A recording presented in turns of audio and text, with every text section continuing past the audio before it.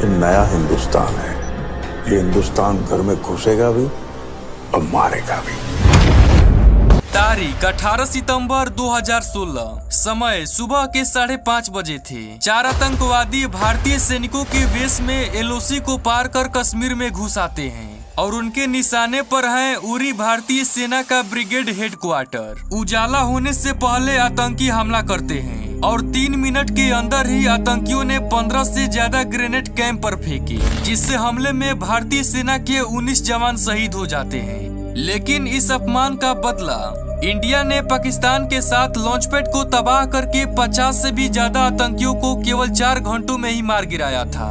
पर हमारा इंडिया किसी को जवाब देना ही नहीं जानता, बल्कि 2016 के इस सर्जिकल स्ट्राइक को करने से पहले इंडियन मिलिट्री ने फोन करके पाकिस्तान को इस बात की भी जानकारी दी थी और इसका खुलासा खुद पीएम ने भी एक इंटरव्यू में किया था।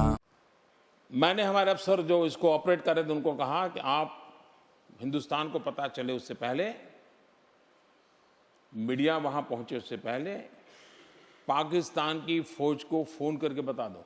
पर केवल यूआरआई यानी ये सर्जिकल स्ट्राइक ही नहीं, बल्कि 2019 में हुए पुलवामा अटैक में 40 जवानों के लाशों को देखकर जब पूरा भारत रो पड़ा था, तब हमारे इंडिया के ऑपरेशन बंदर ने पाकिस्तान में घुसकर ऐसा धमाका किया था जो आज भी सुनाई देती है। लेकिन भारत का एक सर्जिकल स्ट्राइक ऐसा भी है जो कि शायद ही किसी इंडियन को पता भी होगा। लेकिन आज के इस वीडियो में मैं आपको उस सर्जिकल स्ट्राइक के बारे में बताऊंगा और साथ ही साथ सभी सर्जिकल स्ट्राइक को भी कवर करूंगा जो आज तक इंडिया ने किया है।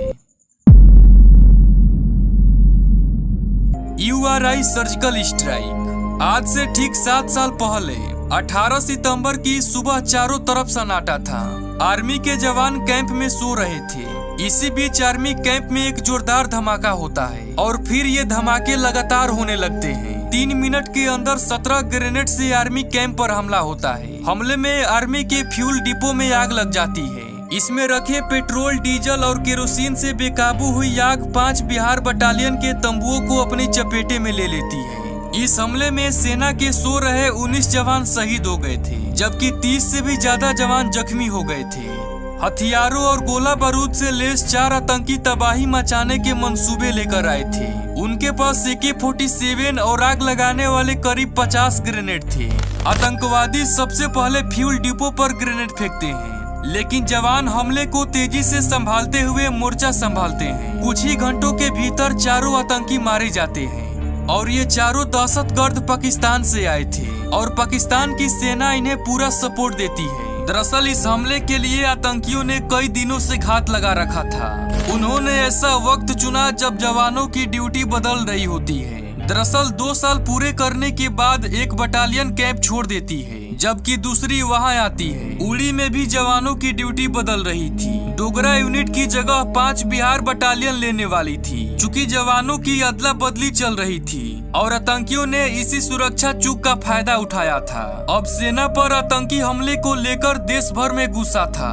दिल्ली में सरगर्मी बढ़ी हुई थी। हाई लेवल की मीटिंग्स का दौर चल रहा था। नेशनल सिक्योरिटी एजेंसी, आर्मी और डिफेंस मिनिस्टर सबकी एक ही राय थी, दुश्मन को मुंह तोड़ जवाब तो देना ही पड़ेगा। यानी उरी हमले के बाद चुप रहा नहीं जा सकता था। इसके बाद सीमा पर जाकर आतंकी ठिकानों यानी लॉन्च पैड को नष्ट करने का फैसला लिया गया। हमारे पास हवाई हमले से लेकर लॉन्ग रेंज आर्टिलरी फायर तक को ऑप्शन था, लेकिन मकसद था पाकिस्तान को कड़ा संदेश पहुंचाने का। फैसला लिया जा चुका था कि एक सर्जिकल ऑपरेशन किया जाएगा। भारतीय सेना दुश्मन के इलाके यानी पोक में घुसकर आतंकियों के लॉन्च पैड को नष्ट करेगी। इस ऑपरेशन के लिए जम्मू कश्मीर में वेस्ट इंडियन आर्मी की पैरा एसएफ की 2 यूनिट को चुना गया, क्योंकि दुश्मनों को पैरा एसएफ के जवानों से बेहतर कोई नहीं जानता था। इसीलिए भारत ने इस पलायन की जिम्मेदारी घातक प्लाटून, जिसमें 20 strong soldier commanding caption, 2 non commission officers, special team जैसे mask man, spotter, pair light gunners, medic and radio operator जैसे सोल्जर को सौंप दिया, जिसमें 10 डोगरा और 6 बिहार के बटालियन जवान भी शामिल थे। और इन जवानों ने अपने साथियों का बदला लेने में थोड़ा भी देरी नहीं की। 28 सितंबर की रात 12:30 बजे हमारे जवानों ने ऑपरेशन को शुरू कर दिया। जिसमें सबसे पहले कमांडो को एलओसी पर हेलीकॉप्टर से ड्रॉप किया गया और एक जगह ही नहीं बल्कि कई जगहों पर अटैक करके इंडिया में घुसने वाले आतंकवादियों के साथ लॉन्च पैड को तबाह कर दिए और 4:30 बजे तक मिशन को पूरा करके इंडिया के बॉर्डर को भी पार कर चुके थे।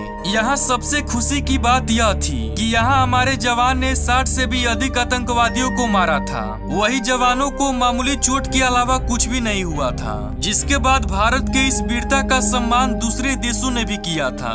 तो दोस्तों आज के लिए बस इतना ही। उम्मीद करते हैं आज का यह वीडियो आपको काफी पसंद आया होगा।